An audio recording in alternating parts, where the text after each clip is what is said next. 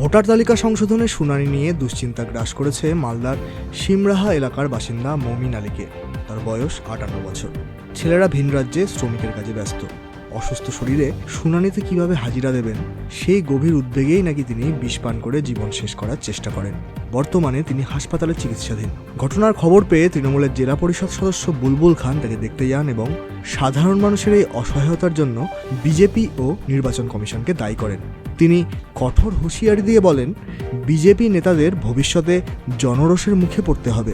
পাল্টা জবাবে বিজেপি দাবি করেছে তৃণমূলই এই প্রক্রিয়ার নামে আতঙ্ক ছড়িয়ে পরিস্থিতি জটিল করছে। এসআইয়ের জন্য টেনশন করছিল, ওটা আমরা ভাবতে পারিনি যে বিষ খাবে।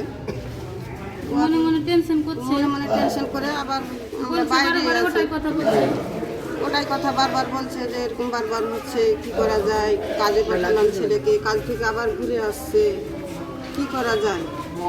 মনটাতে অসুস্থ মানুষ, প্যারালিস হওয়া মানুষ। সোনাক্ষী, মশলা কোথায়?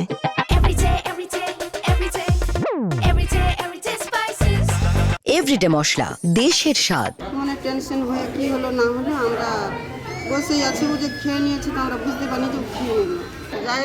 জাহেদা বিবি। আপনার স্বামীর কি নাম? মুমিন আলী।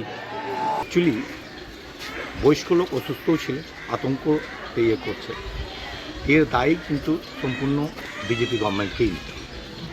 আজকে তাদের কাজ বলতে কি, আজকে লাইন যখনই এসছে লাইনে লাগা শুরু হয়েছে নোটবন্দি থেকে, আর আজকেও মানুষকে লাইনে লাগানোর একটা পরিকল্পনা। মানুষ যেন চাকরি না চায়, মানুষ যেন বেকার হয়ে থাকে, তাদের উপর প্রশ্নটা না, এটাই হচ্ছে মেন কারণ। এটা তো কোনো ব্যাপার নেই, তারা কিন্তু চাইছে কি মানুষকে কী করে বিভ্রান্ত করা যায়, এটাই হচ্ছে মূল লক্ষ্য। প্রশ্ন যেন তাদেরকে না পেয়ে, এটাই হচ্ছে মেন কারণ। আজকে এসআইয়ের নিয়ে আতঙ্কের কোনো কিছু ব্যাপার নাই। আজকে ভারতবর্ষের 11টা রাজ্য হচ্ছে, শুধু পশ্চিমবঙ্গে আতঙ্ক করছে তৃণমূল নেতারা নিজের স্বার্থের জন্য। আজকে ওদেরকে যে বিষ খেতে যে বলা হচ্ছে, যে বিষ খেয়ে আত্মহত্যা করার চেষ্টা করছে, ওদেরকে কে উস্কাচ্ছে? তৃণমূল নেতারাই উস্কাচ্ছে। আর কে উস্কাচ্ছে? আর অন্য কোনো রাজ্য হচ্ছে না, কোথাও কোনো অসুবিধা হচ্ছে না, পশ্চিমবঙ্গে হচ্ছে কেন? এখানে তৃণমূলের নেতারা বুঝতে পেরেছে এদের আর এখানে মানে খাদ্য পানি সব উঠে গেছে, এরা আর এখানে টিকতে পারবে না।